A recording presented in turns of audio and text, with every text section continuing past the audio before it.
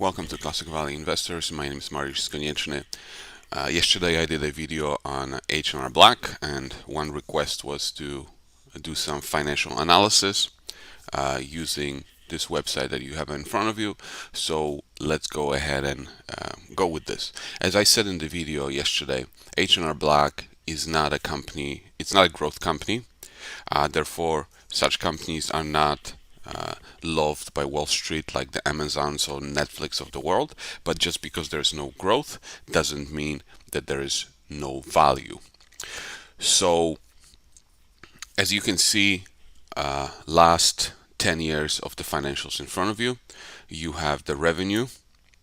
And if you look at every years of revenue, they're pretty much at the same level. They're pretty much at $3 billion, and they've been around that level for the past 10 years. Only the last year the revenues dropped, and as I said in yesterday's video, that's because the filing date for taxes shifted, so you have this drop.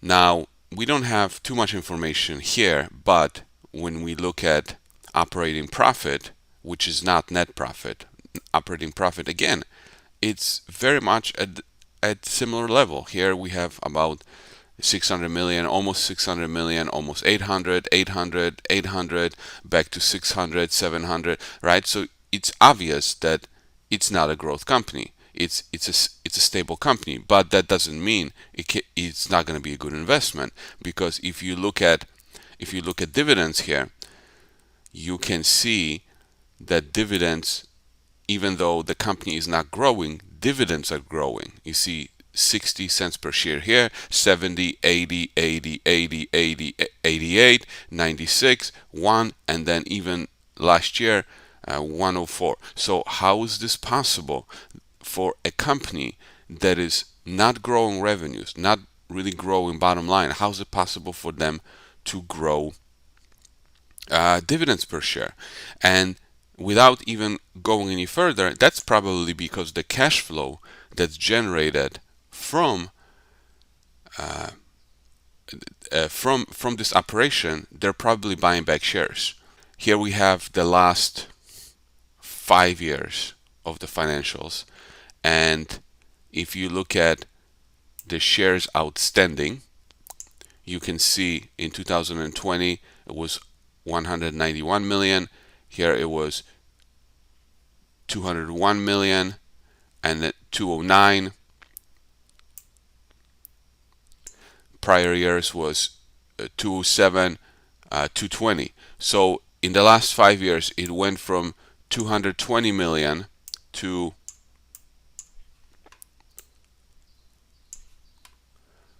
291 million. So it's obvious the number of shares is going down. That's why you're able to see dividends growth, because the same amount of net income, or whatever part of net income they want to distribute, is divided by fewer and fewer shares, and that's why you see dividend growth.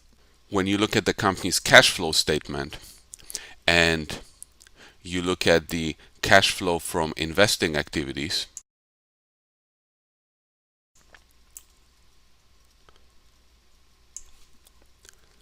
that number over the last 3 years was anywhere between, we're not going to look at the 2020 because this is an outlier, but here we have about 850 million of cash flow from operations. Here we have 606 million, and if you want to calculate it free cash flow, you take this number and you subtract capital expenditures, which are in cash flows from investing activities, and then these numbers are right here. So the company spends about $100 million a year on capital expenditures. So if you take 850 from this year minus 100 million, that's about 750 million. Here we have 600 minus, so that's about 500 million. So that the free cash flow, that's the cash flow that's available to you as a shareholder. So what did they do? and you can do the same calculation for all the years, but right now I just pulled up the 10K, the most recent 10K, and we'll just see what did they do with this cash flow. How did they benefit us as shareholders? Well, below cash flow investing activities, as I said, this was capital expenditures. Now we have payments made for business acquisitions. So acquiring some businesses. Did they spend any money acquiring businesses? And if we look the last 3 years, in 2018 they spent 42 million acquiring businesses, 43 million acquiring businesses, and most recently they spent $450 million acquiring a business. So hopefully that business that they acquired will bring in some more revenues and more cash flow in the future. What else did they do with this money besides acquisitions? What about share buybacks or dividends? Where would you find that? Instead of now looking in the cash flow from investing activities, the questions to buybacks and dividends are found in cash flow from financing activities. And you look at it right here, dividends paid. So let's see that amount. In this case, this is how much dividends they paid. In 2018, 200 million of dividends. So remember, we had 850 million of operating cash flow. 100 went for capital expenditures, 42 went for acquiring businesses, and then 200 went for paying you a dividend.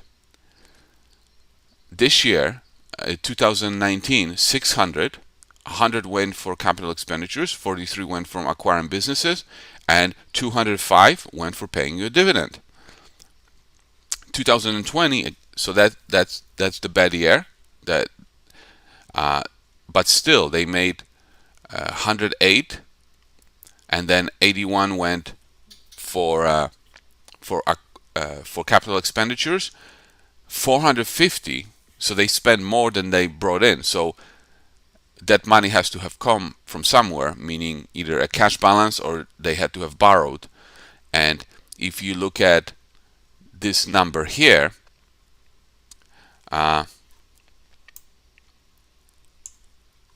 that's proceeds from a line of credit.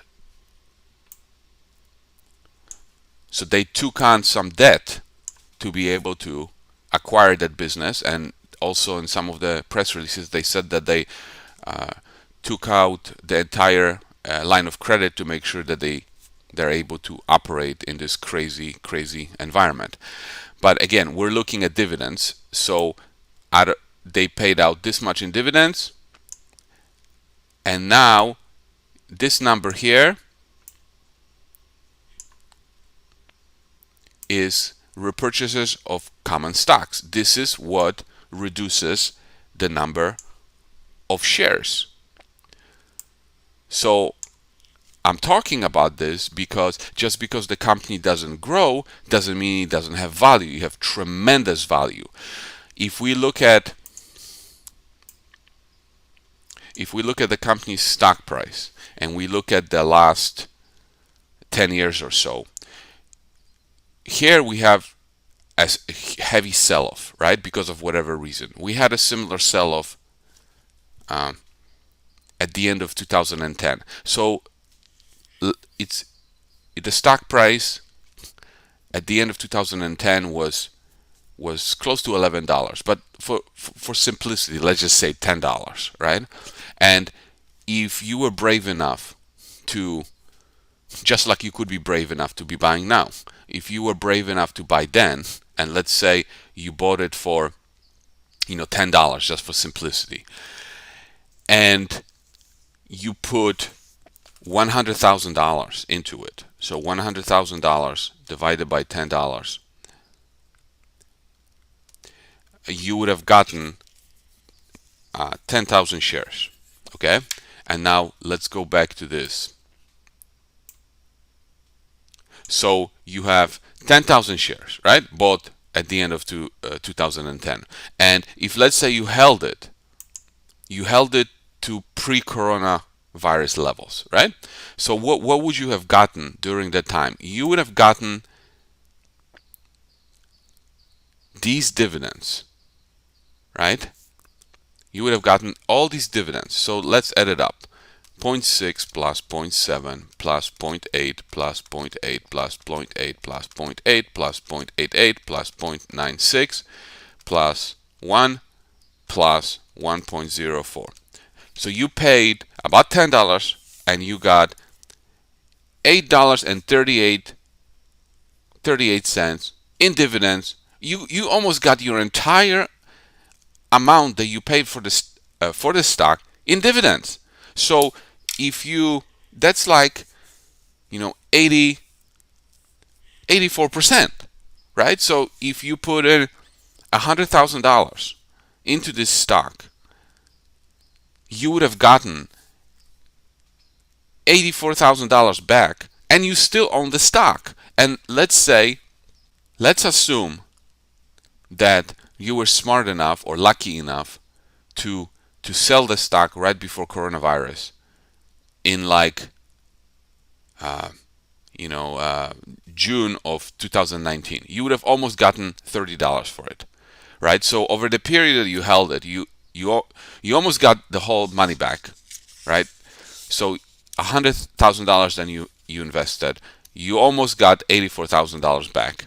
And now if you sold the stock for almost $30, you would have gotten $300,000 back in for a total of about $385,000 back for a stock that doesn't grow.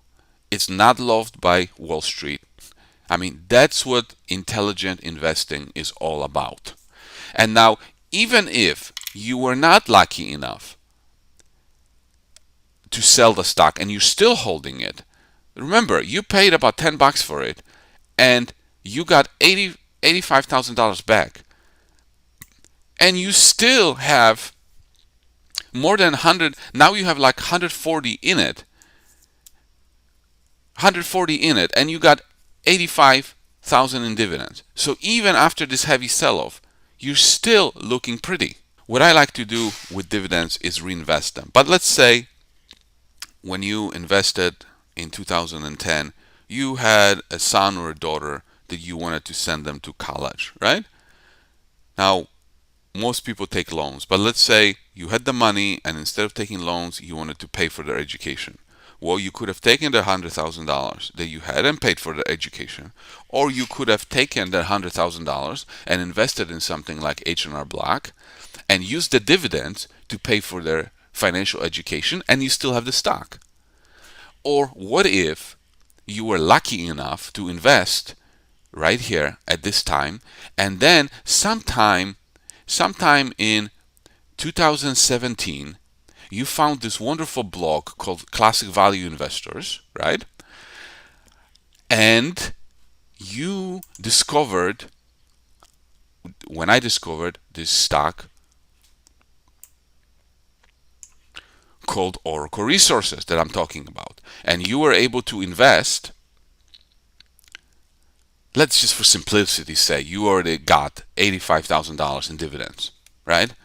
And you were able to invest in Oracle at the day that I told you about it at 3.5 cents, and now it's at 70 cents. So that's a 20 bagger. You could have taken your $85,000 times 20, $1.7 million from the original investment of $100,000. You see where I'm getting with this? So you can use a very stable companies like H&R Block, like you can treat it like a chicken that lays eggs, and you can take those eggs and you can be more adventurous with the money that you get from those eggs, because your original capital is still in that very stable, big and cash flowing play that lays eggs and pays you dividends, and you can take those dividends and be more adventurous and swing for the fences.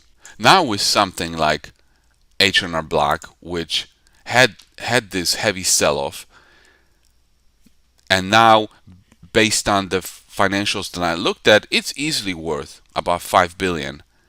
And considering the market cap is about 2.8, there's some room. But you can look at it the same way. You can say, okay, if I buy it today at 14, what kind of dividends could I expect over the next 10 years? Well, going back to this, I mean, there's no reason really why the company cannot get back to paying you at least $1 per share in dividends.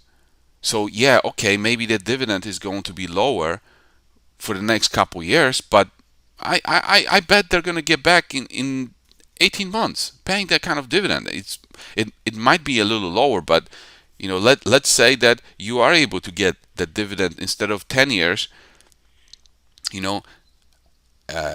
let's say 8 years. So you're paying 14 bucks, you can get $8 in dividends over the next 10 years. That's like 60% you're probably going to get from dividends.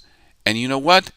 I highly doubt that the stock price is going to stay at 14 when the company is able to do that. So you can get 65% back through dividends, and I bet this stock price is going to at least double from the current level when they resume to these operations. So you can get another 100% from capital appreciation. So that's my analysis for H&R Block, and I hope that it helps. If you are interested in learning yourself how to do this kind of analysis, I suggest this book. So go to classicvalueinvestors.com, go under my books tab, and scroll down to the basics of understanding financial statements. That's where I explain how to read financial statements from A to Z, balance sheet, cash flow statement, and income statement. So that's it for today. Thanks.